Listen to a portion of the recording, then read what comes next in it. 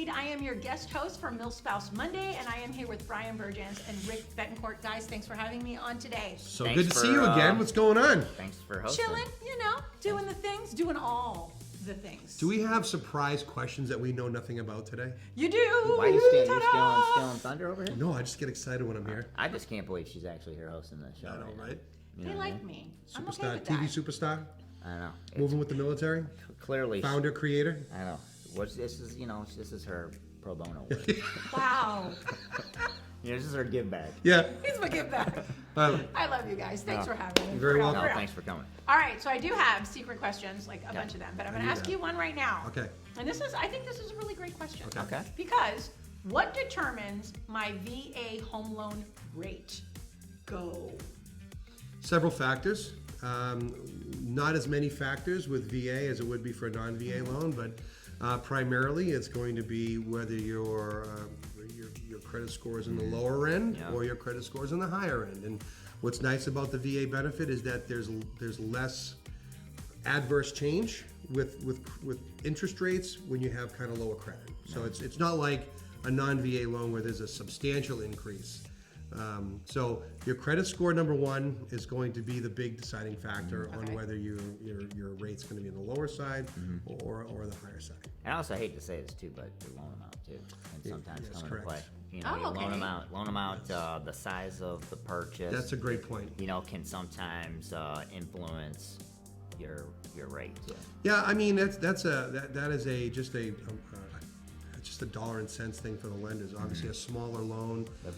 $60,000, $70,000, $80,000. They're probably not going to have that on their books as long, so therefore the cost of doing business, that rate is going to be a little bit higher than it would be if it was a $500,000 loan. So, but yeah, so your credit score and your loan amount are really the two primary factors. There's no change in rate generally if you're doing a purchase or a cash out refinance or what we call a rate and term refinance where you don't take any cash out. That's the beauty about the VA benefit, is that there's no really rate changes when you're going to do that. Whereas in a non-VA world, somebody wanted to do a cash out refinance, that could be a substantial increase in the rate. So our military get the benefit of having essentially the same rate, no matter what it would be based on loan amount and credit score. Okay. I would say, just like we've said in previous episodes about shopping your mortgage professional, this is another reason why you shop around.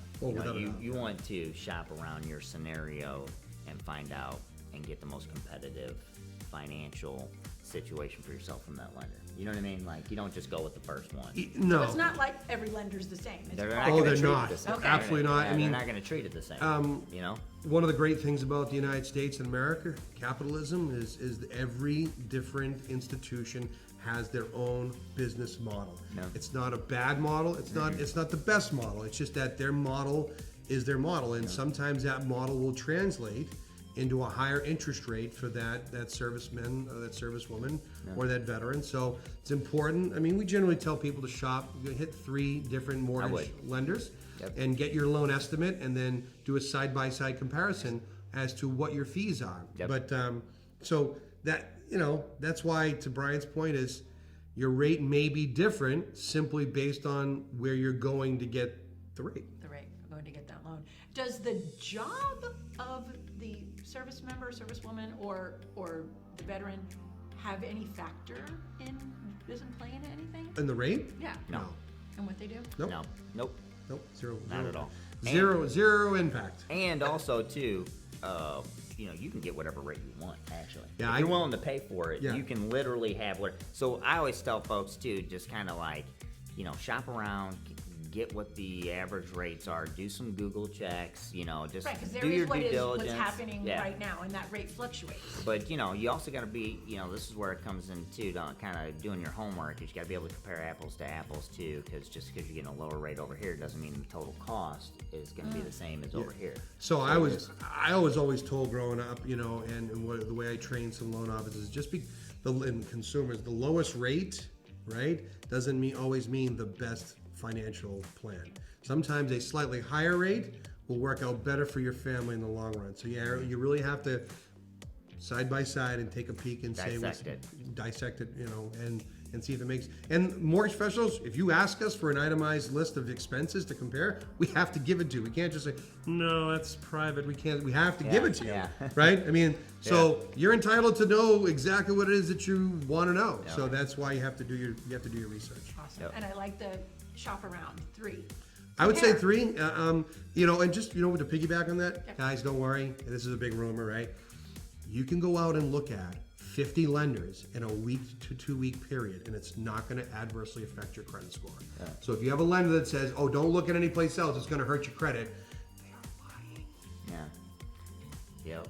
I would strongly suggest you, and then knowing your credit.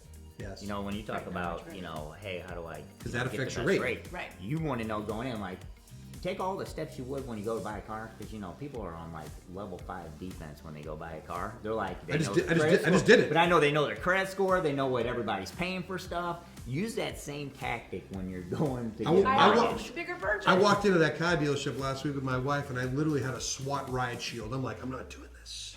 It was, this isn't happening. I'm ready to take this guy on. Yeah. But I mean, so yeah, know your Your own personal- credit yeah. score. You have to know it because you want to know if you are you're over 740 and you're in the top 1% of credit profiles. You should be getting the best that anybody has to offer. If you know you're in the 600s, you know that you probably got a little hair on that, and you just got to be willing to shop around and try to find the best profile. Yeah. So, Awesome. yep. Thank you for helping us understand what kind of goes into figuring out how the home loan rate is Yeah, determined. I absolutely. appreciate that. All right, guys, Great thanks question. for watching Mill Spouse It's a great Monday. question. Yep, it is a great question.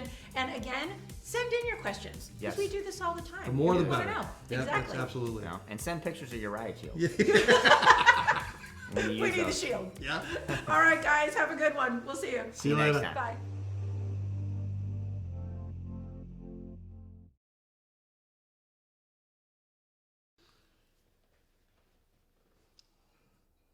All right, we ready?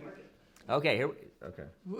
Mark it, dude. Mark it. Mark it. 601 Alpha. Bruins suck. Blues are better. Mark.